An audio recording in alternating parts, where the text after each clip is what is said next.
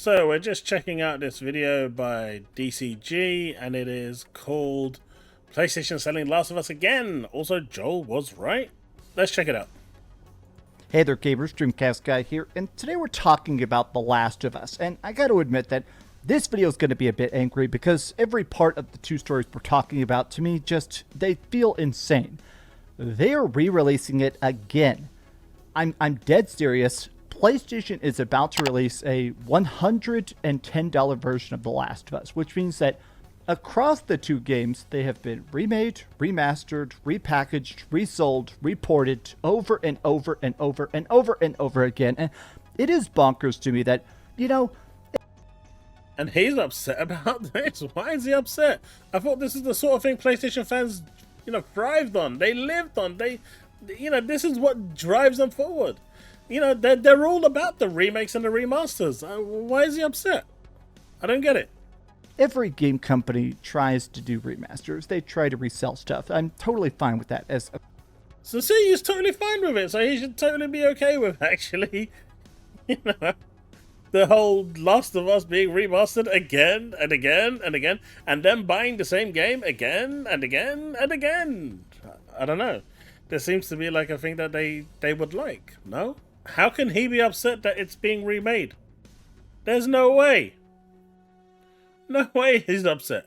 He should be lapping this up. Concept. My thing here is the fact that specifically PlayStation has just been absolutely flooding us with remasters that feel like the most minor upgrades for how big the price tags It's very are. low. Like, it is crazy to think about the fact that they've done Horizon Zero Dawn remastered and Days Gone remastered and The Last of Us again and again. But the other story we're going to talk about today is that Neil Druckmann has just admitted that Joel was right, and I'm so confused by this. Obviously, the most controversial, the most debated, the most contentious aspect of The Last of Us Part 2 is that Joel gets golf clubbed, and it's because of his actions in The Last of Us Part 1. The fact that he was willing to kill to defend Ellie, that he is willing to literally do whatever it takes to keep her safe, even if it does kill people that might have good intentions. So what Neil Druckmann was referring to there, for those that haven't played the games, is at the end of the game, and this is going to be a massive spoiler, but the games have been out for 50 years now, so if you haven't played it by now, it's unlucky. But essentially, he had to deliver Ellie because she was the cure. Her blood, she could be bitten and not turned. And at the end, he grew such an attachment to her because at the beginning of the game, his daughter died in his arms. He accepted her pretty much as his daughter and was unwilling to let her die as well. So he killed the doctor and walked away with the girl. So Neil Druckmann is saying that he was right in doing that. Now, obviously, there's the whole one for the many. One person could save millions of people. Is that sacrifice worth it? It's an interesting question. Most people would say yes, but there are people who would say no. Let's talk about both. Hi, hope you're having a great day, and if you could, please give this video a like and subscribe if you haven't already. Now let's start with this. So, if you're thinking this is perhaps a leak or an April Fool's joke, this is actually legit. So this is posted by Bill Coon. We've talked about this guy a lot on the channel. He certainly has some sort of secret backdoor access to the PlayStation Store, because a lot of times he'll post box art, release date, and price points way before it's publicly known. And he said, there's something that just appeared on the PlayStation Store. It's a $110 version of The Last of Us that's exclusive to PlayStation 5. Now, everybody's like, okay, well, we don't know what this is. It has to be some sort of collection. Now, even this, I don't like the idea of calling it the Universe Collection, but that's probably what it's going to be called. And the reason that irks me is that for years, there have been some sort of rumblings that we were going to get a Last of Us Part 3, and the talk was that it was going to be more positive. Now, maybe you don't want that, but for me, I've always thought that The Last of Us Part 1 always had this glimmer of hope to it, that humanity wants to play, to love, to explore, like humanity wants to survive. Obviously, agree with right? that. As bad as the world of The Last of Us is, I always like that in the first game, it really did feel like they were going to find happiness, even if they had to fight to find it, right? Whereas The Last of Us Part 2 is so obsessively bleak and, in my opinion, pointlessly edgy. What if we killed the characters you love? What if we torture the characters you've been cheering on for a decade? I just thought The Last of Us Part 2... See, that was never my take on The Last of Us Part 2. And I know a lot of people that say this, but that was never my take on the second game. Ellie was upset with Joel because she made the choice that she wanted to sacrifice her life for the greater good. She came to terms with that, made peace with it, and it was her choice. She made that choice. Joel took that choice away from her, and she was upset with Joel because he took the choice away from her. That is why she was pissed with him and why she didn't forgive him. It wasn't that she didn't care for him. She was just pissed because he didn't respect her wishes. She made a choice and she wanted to follow through with it, regardless of the final circumstance or the final outcome, because that was something that she would control. It was her choice, and Joel took it away from her without even asking her. So in the second game, when they actually came and killed Joel, she still had raw emotions for Joel. I mean, the journey through the first game doesn't just disappear. Even though she was angry with him, she never thought that he was going to vanish the next day and never come back. It was something that would eventually work itself out. But when they actually killed him, and they did it right in front of her, the only thing she could think of was to go back and rip their guts out. Regardless of who they were. They weren't friends, they were the enemy. And so the whole game at that point becomes a quest for vengeance. She wants to avenge his death. And so she sets out to do it. Now obviously at the end, she has a calling and whatever happens, and she doesn't kill the final person, which is Abby, who would have been one of the protagonists, I guess, in the third game.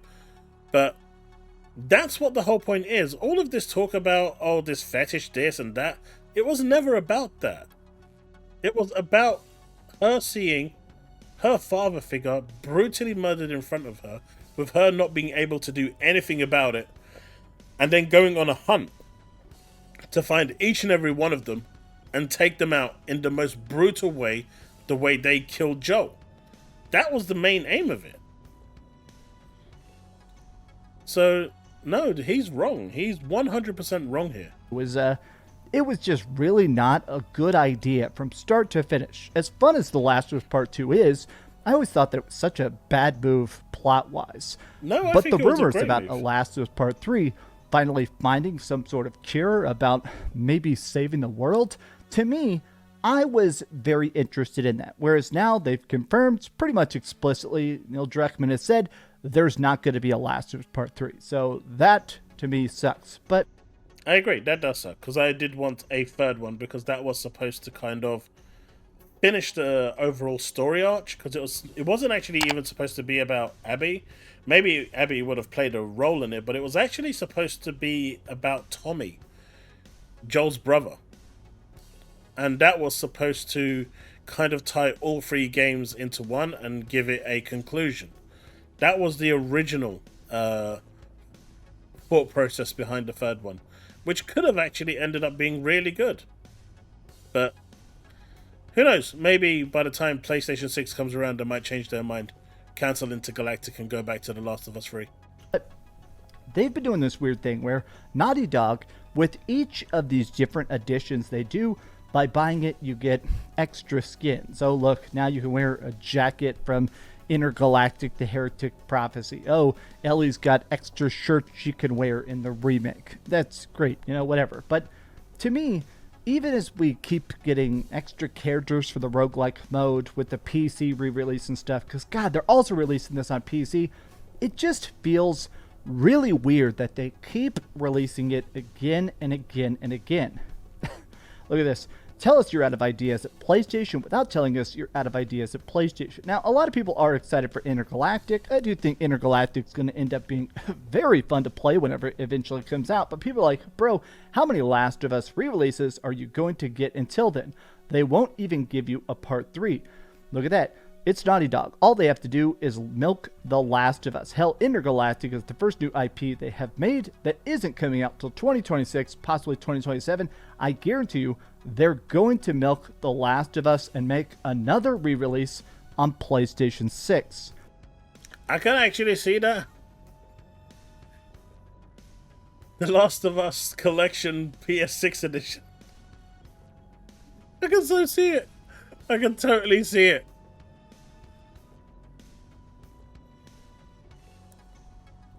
God, I hope not. But here's the other thing I really want to talk about, which is that I have made multiple big viral videos whenever The Last of Us Part 2 initially came out because I felt like it somehow fundamentally did not understand its own characters, which I'm not trying to just disregard the writing team and the vision they had in mind, but I was always incredibly mad that the entirety of The Last of Us Part 2, I felt like because we played as Abby, because we have to play as Joel's killer for like 12 hours of the game, it always felt like they were trying to drag the empathy out of you. Of yes, Joel killed her father, so yes, she's going to kill Joel. She's built her whole body into a weapon to kill Joel.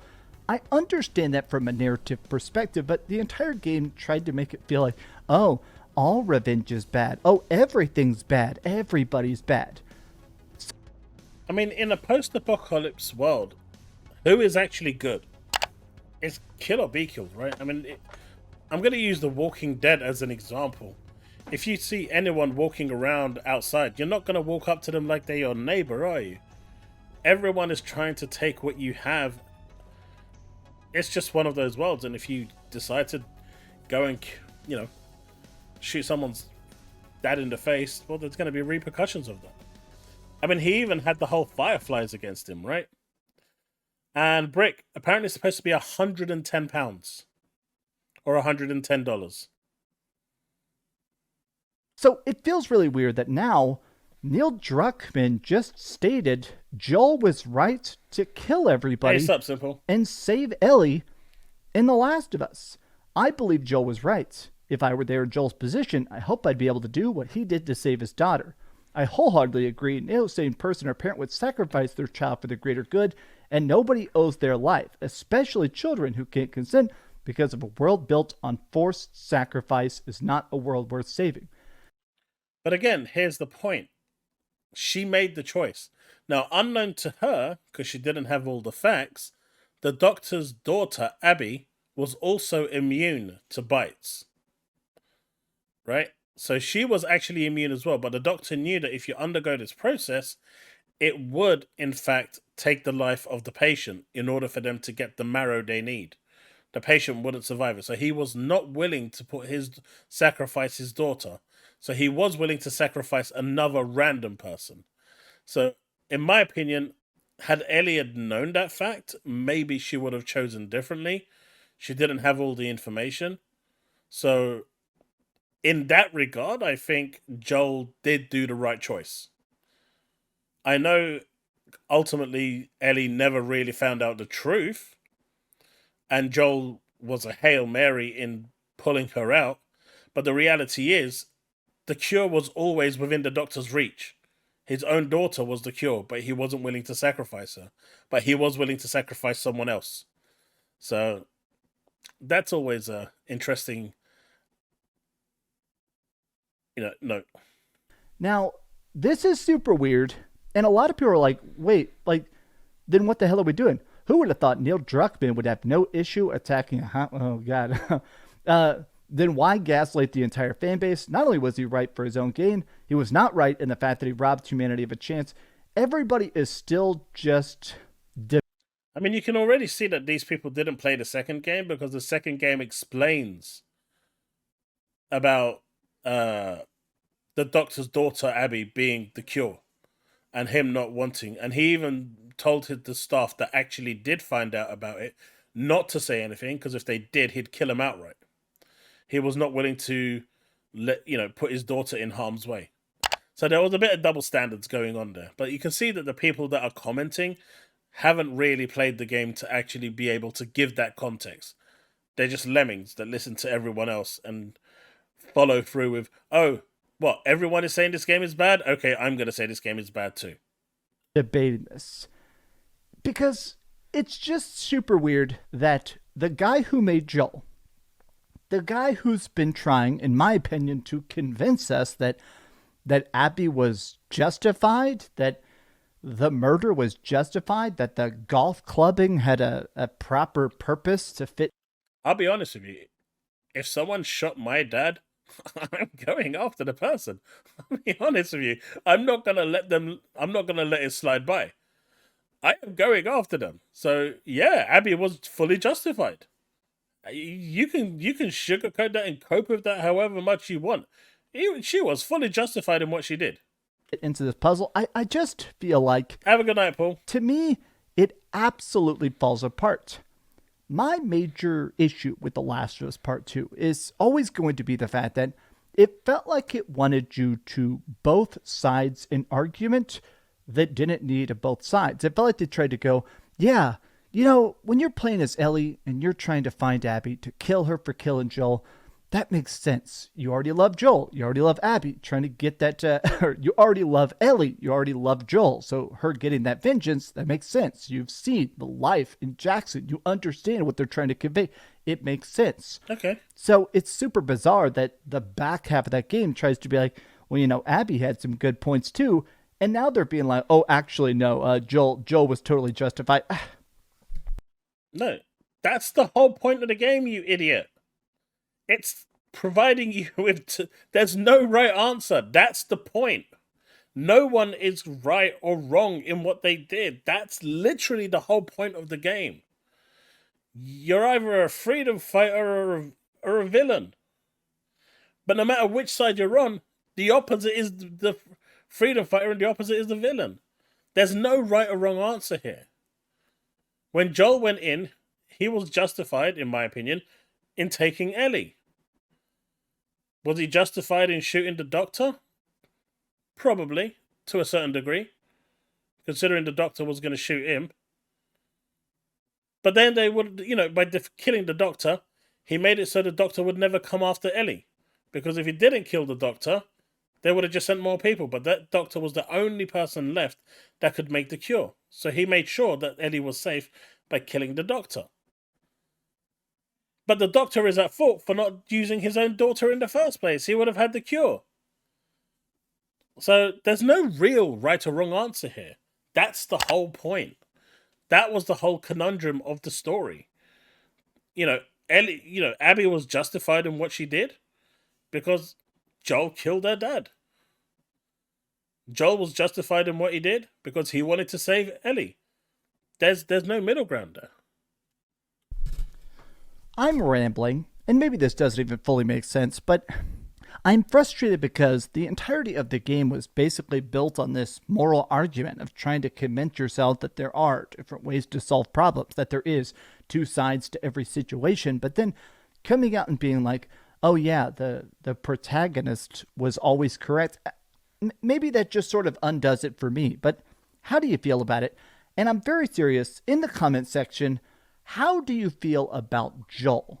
Like, are you on the side of the fact that Joel was right, that Joel was justified, that Joel, if Neil Druckmann says it, doesn't this hurt the story of The Last of Us Part 2 even more? Maybe that's just me. No, not really. I don't think so. I think depending on the perspective you're looking at it, determines, where you stand with this. But there is no real right or wrong answer here. It's that's the whole conundrum of the game. There's no real right or wrong answer. It's just a haps of circumstance. And really, that's it. It's unfortunate, but it is what it is. I think trying to come up with some philosophical answer to this is silly. When the reality is, if you've played through the game, you will know throughout the whole game that, both sides were flawed, both sides had reason. And a story, really.